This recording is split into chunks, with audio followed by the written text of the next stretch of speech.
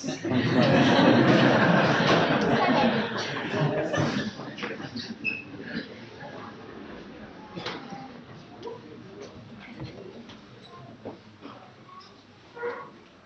vous invite à prier.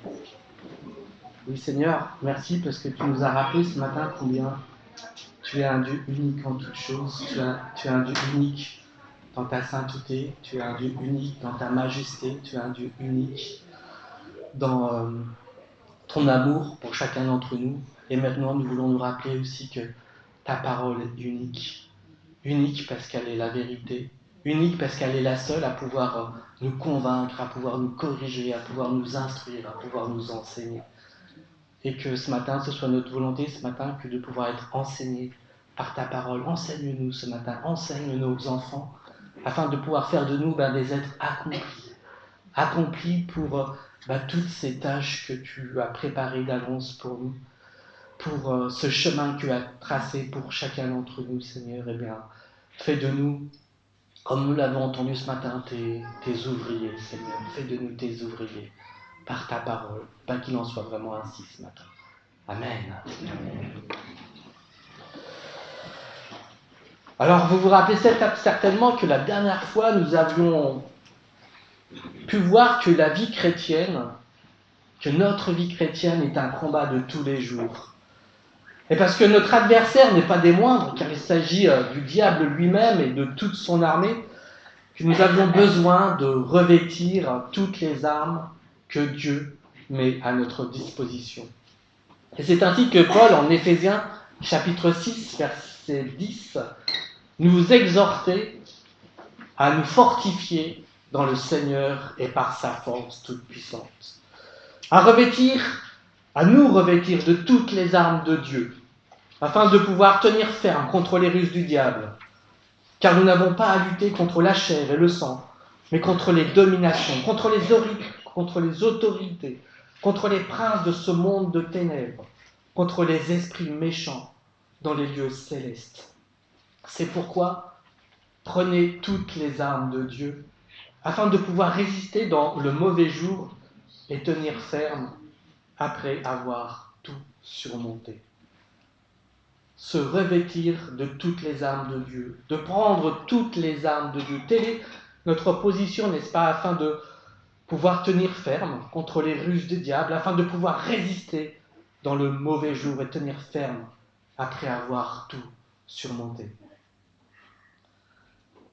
Mais avant d'aborder les armes à proprement dites de défense ou d'attaque, on convient facilement qu'avant d'envoyer un soldat au combat, il faut d'abord le vêtir, n'est-ce pas?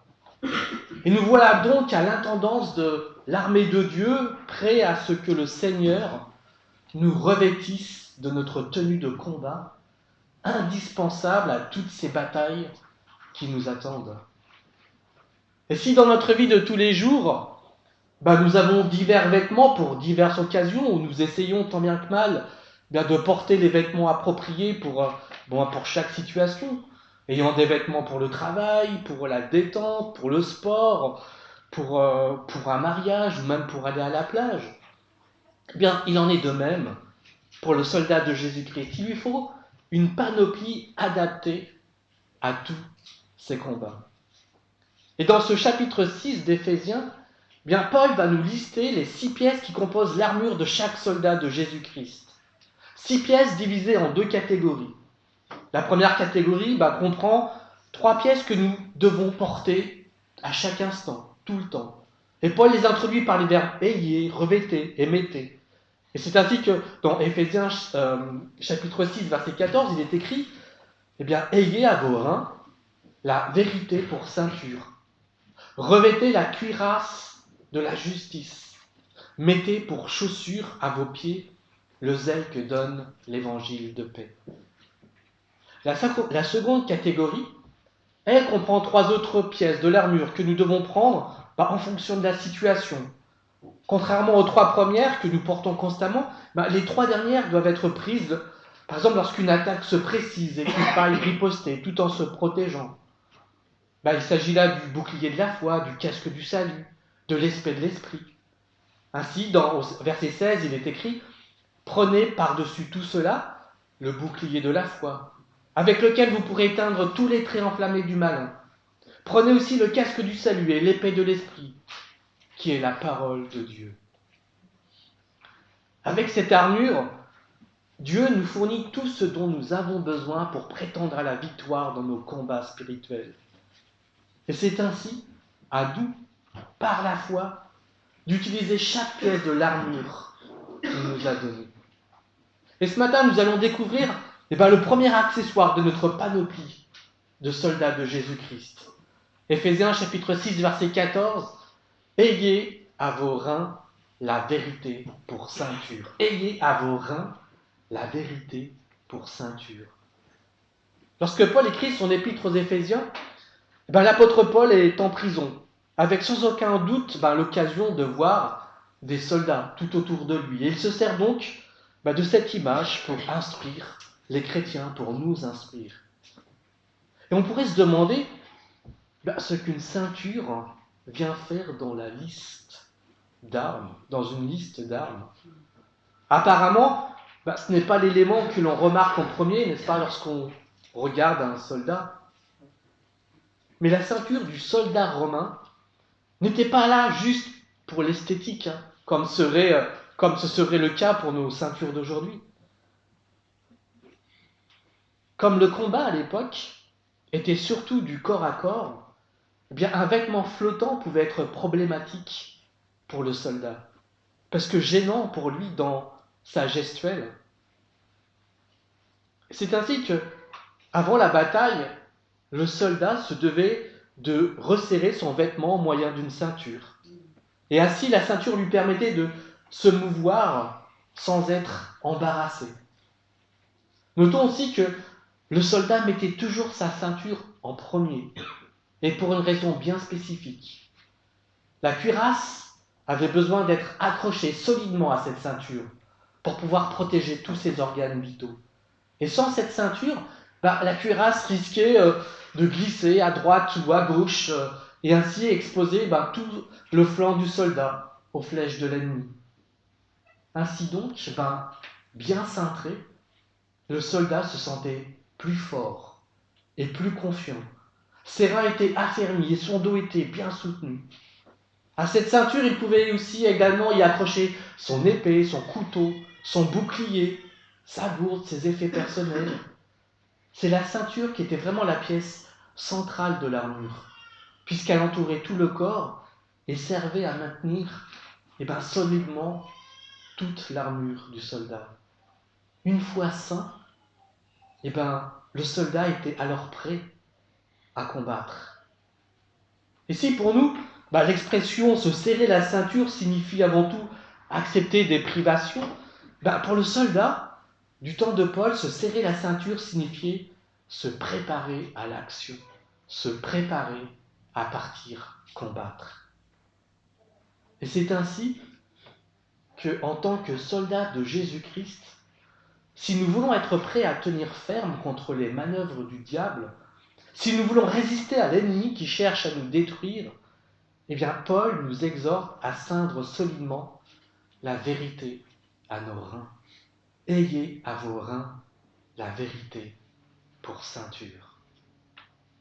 Car si la bonne marche du soldat dépend de la manière dont il a ceint sa ceinture, il en est de même pour nous, qui devons, nous aussi, nous assurer de bien porter la vérité comme ceinture. Sans cette vérité, nous ne serons pas en mesure de maintenir ensemble l'armure de Dieu. De la même manière que la ceinture du soldat maintenait tout son attirail, la vérité maintiendra ensemble les autres pièces de notre armure spirituelle. Et c'est là que nous pouvons nous rendre compte de l'importance de la vérité dans nos vies. L'importance de la vérité dans nos vies. Vous savez, lorsque nous devenons chrétiens, notre vie change. Notre vie change parce que nous recevons la vérité. Alors que nous étions autrefois sous le carcan de notre péché, nous avons été libérés par la vérité. Jésus nous le déclare, En Jean 8, verset 32, il nous déclare, « Vous connaîtrez la vérité, et la vérité vous rendra libre. » La vérité vous rendra libre. La connaissance de la vérité nous rend libres, mes amis. La vérité nous rend libres du poids de notre péché. La vérité nous rend libres de ces accusations incessantes du malin à notre égard. La vérité ouvre les yeux de notre cœur sur notre besoin de salut. Et surtout, la vérité nous révèle qui est notre Sauveur en la personne de Jésus-Christ et comment il nous sauve. Quand la vérité pénètre notre cœur, eh bien, elle opère un changement profond en nous. Lorsque nous laissons Jésus entrer dans notre vie, on est alors totalement transformé. Nous passons du royaume des ténèbres au royaume de lumière du Seigneur. Mais cela ne s'arrête pas là. Au fur et à mesure que nous avançons avec le Seigneur, eh bien, la lumière de sa vérité éclaire les zones obscures de notre vie et nous en libère progressivement, nous faisant marcher en nouveauté de vie jour après jour avec notre Seigneur. Sans vérité, il ne peut y avoir de véritable victoire dans nos vies. Et plus nous nous attachons à la vérité, plus la victoire sur notre ancienne nature se manifeste dans notre vie. Tout simplement parce qu'une fois que nous connaissons la vérité, eh bien le diable ne peut plus nous tromper. Le diable ne peut plus nous tromper. Nous parviendrons à surmonter toutes ces attaques. Satan ne peut prospérer que dans l'obscurité du mensonge. C'est pourquoi Satan s'évertue à séduire et à tromper les gens. Tant que nous sommes dans l'ignorance de la vérité, eh bien nous demeurons vulnérables, mes amis. Nous demeurons vulnérables et restons des proies faciles pour Satan.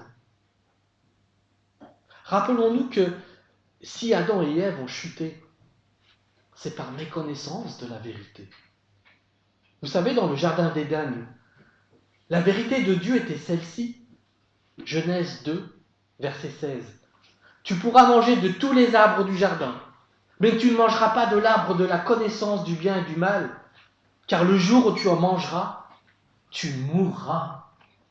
Tu mourras. Genèse 3, 1. Mais lorsque le serpent, qui était le plus rusé de tous les animaux des champs, que l'Éternel Dieu avait fait, dit à la femme, Dieu a-t-il réellement dit, vous ne mangerez pas de tous les arbres du jardin ? Bien, la femme répondit au serpent, nous mangeons du fruit des arbres du jardin, mais quant au fruit de l'arbre qui est au milieu du jardin, Dieu a dit que vous n'en mangerez point et vous n'y toucherez point, de peur que vous en mouriez. De peur que vous ne mouriez. Mais ce n'était pas la vérité de Dieu. La vérité de Dieu, c'est que vous mourrez, non pas de peur que vous mouriez. Vous savez, le mot hébreu pour définir le mot peur est le mot pan. Et ce mot signifie de peur que, se garder de, peut-être, dans la crainte. Et mes amis, la vérité de Dieu, ce n'est pas une approximation. La vérité de Dieu, ce n'est pas de l'à peu près. La vérité de Dieu, ce n'est pas une crainte de. La vérité de Dieu, c'est une certitude. Et par méconnaissance de la vérité, eh ben la certitude s'est changée en doute, de peur que. D'une certitude de mort, la méconnaissance de la vérité s'est changée en une crainte de mourir. Et si cela ne suffisait pas, eh ben le travail de Satan fut de transformer la vérité en un total mensonge, à l'opposé même de ce que Dieu déclarait. Et ainsi Satan affirma lui-même à Ève, vous ne mourrez point, vous ne mourrez point. Et nous voyons là Satan dans toute sa splendeur. Car le travail de Satan est de semer le doute sur la véracité de la vérité de Dieu. Et c'est un travail de sape que Satan continue encore et toujours aujourd'hui. C'est pour cela, mes amis, que nous devons avoir à nos reins la vérité pour ceinture.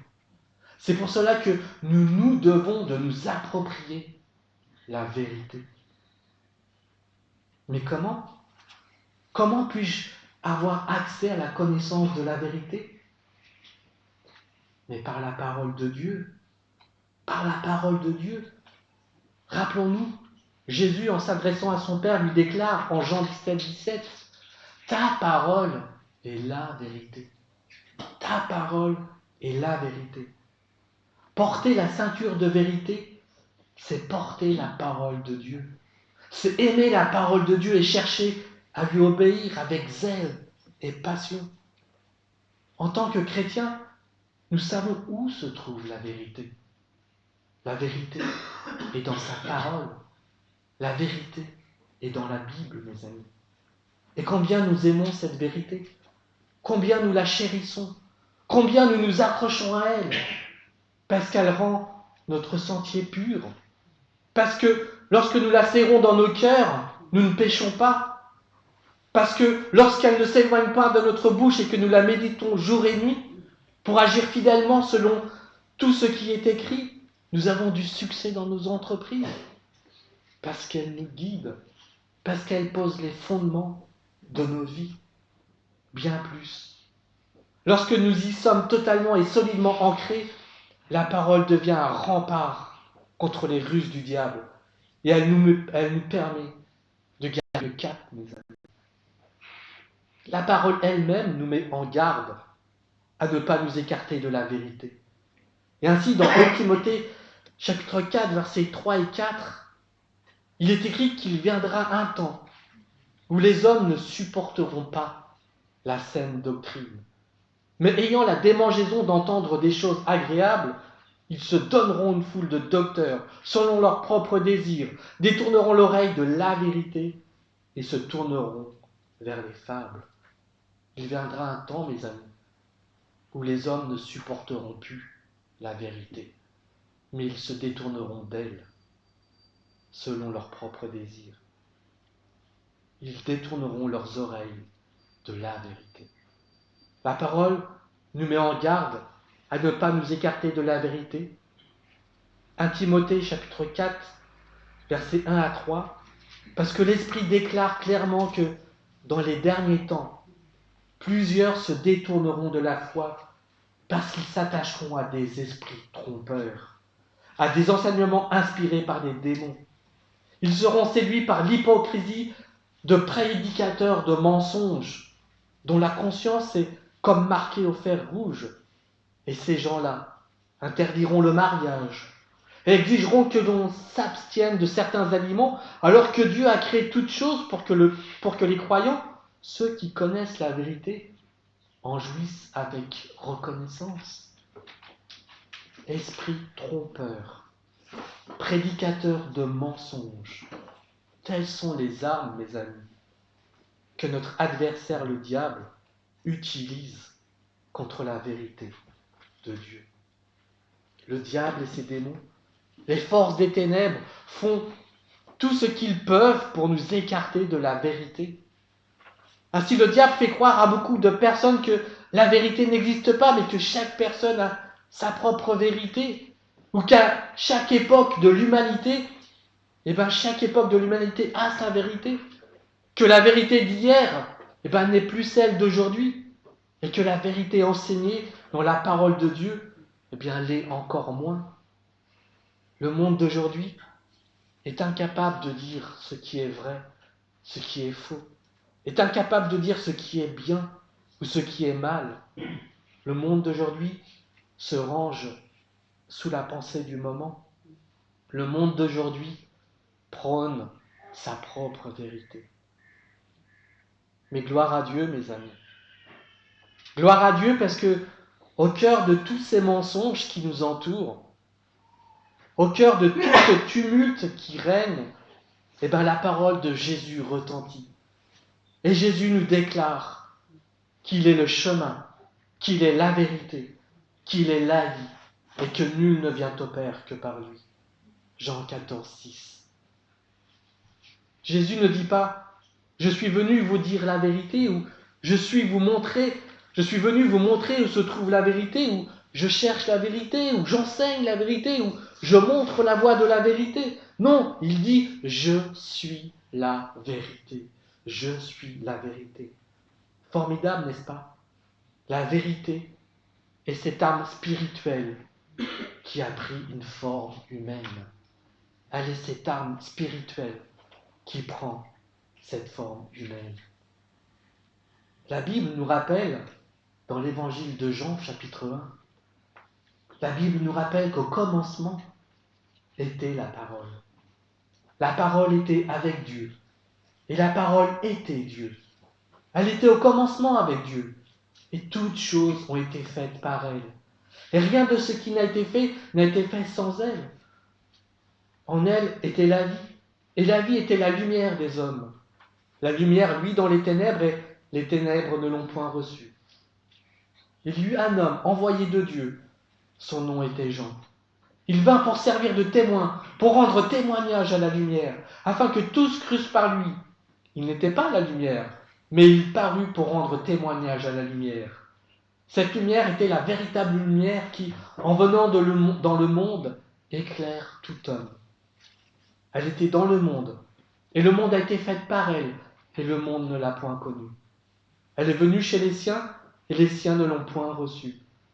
Mais à tous ceux qui l'ont reçue, à ceux qui croient en son nom, elle a donné le pouvoir de devenir enfants de Dieu, lesquels sont nés non du sang, ni de la volonté de la chair, ni de la volonté de l'homme, mais de Dieu. Et la parole a été faite chair. Et elle habitait parmi nous, pleine de grâce et de vérité. Et nous avons contemplé sa gloire, une gloire comme la gloire du Fils unique, venu du Père. La parole était au commencement de toutes choses, n'est-ce pas?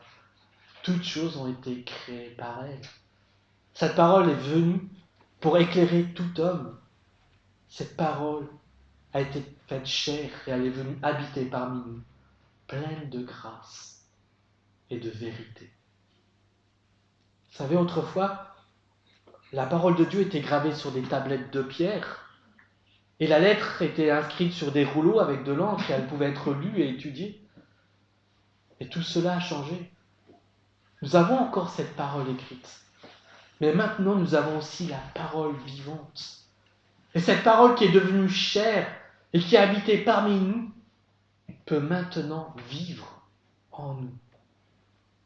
Paul déclarait aux Corinthiens, en 2 Corinthiens 3, verset 3, « Vous êtes manifestement une lettre de Christ, écrite par notre ministère non pas avec de l'encre, mais avec l'Esprit du Dieu vivant, non sur des tables de pierre, mais sur des tables de chair, sur les cœurs. » Une lettre de Christ, écrite non sur des tables de pierre, mais sur des tables de chair, sur les cœurs.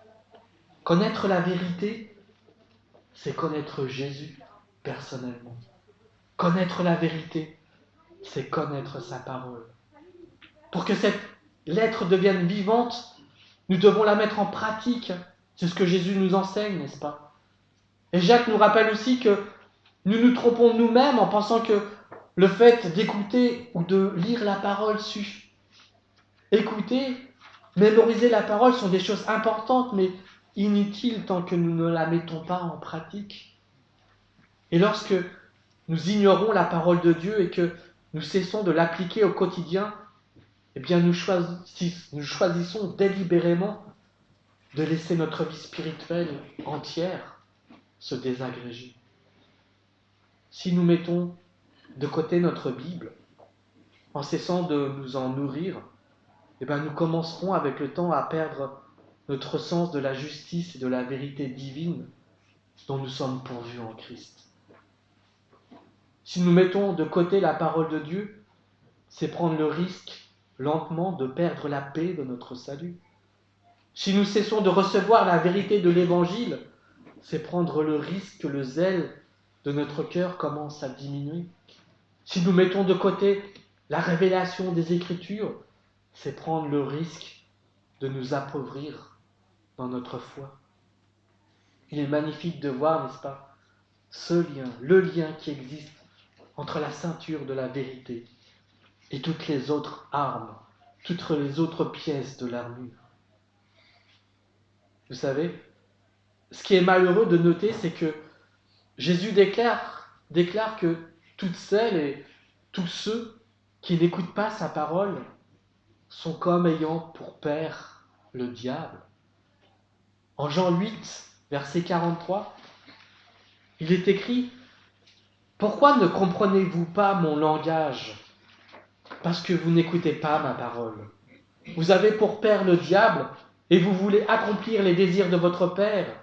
Il a été meurtrier dès le commencement. Il ne se tient pas dans la vérité parce qu'il n'y a pas de vérité en lui. Lorsqu'il profère le mensonge, il parle de son propre fond, car il est menteur et le père du mensonge. Et moi, parce que je dis la vérité, vous ne me croyez pas. Qui de vous me convaincra de péché ? Si je dis la vérité, pourquoi ne me croyez-vous pas ? Celui qui est de Dieu écoute les paroles de Dieu. Vous n'écoutez pas parce que vous n'êtes pas de Dieu. Notre position face à la parole de Dieu détermine si nous sommes du côté de la vérité ou si nous sommes du côté du mensonge, mes amis. Nous ne pouvons pas fonctionner en tant que croyants sans que la parole de Dieu joue un rôle actif et central dans notre vie. Si nous enlevons la ceinture de vérité, la parole de Dieu, ce ne sera qu'une question de temps afin que nous commencions à nous fragiliser spirituellement. Qu'il est bon de pouvoir dire « Je possède la ceinture de la vérité » et elle me protège contre les mensonges du diable. Et en plus, nous pouvons réellement tenir cette arme dans nos mains. Je possède la ceinture de la vérité. Et cette vérité, elle se doit être visible dans nos vies.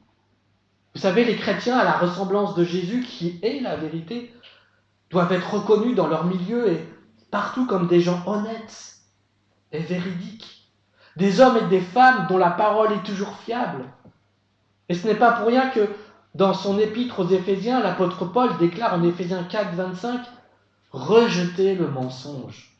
Rejetez le mensonge et que chacun de vous parle avec vérité à son prochain. » La communion se bâtit sur la confiance. Et la confiance repose sur la vérité.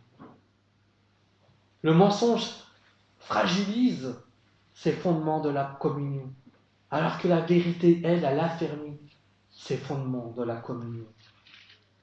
Lorsque nous négligeons de dire la vérité, nous négligeons aussi de représenter Jésus, qui est la vérité. Réalisons-nous que lorsque nous disons la vérité, nous parlons le langage de Jésus, et que lorsque nous disons des mensonges, nous parlons le langage de Satan, qui en est le père. Ça semble un peu radical, n'est-ce pas ? Mais c'est un fait.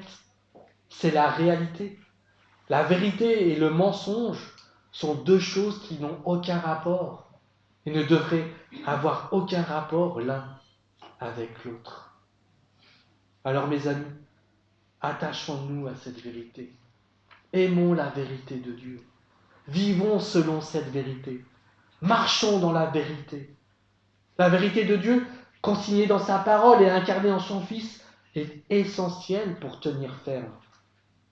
Sans la vérité, nous serions, comme nous le dit Paul en Éphésiens 4, 14, nous serions flottants et emportés à tout vent de doctrine par la tromperie des hommes, par leur ruse dans les moyens de séduction.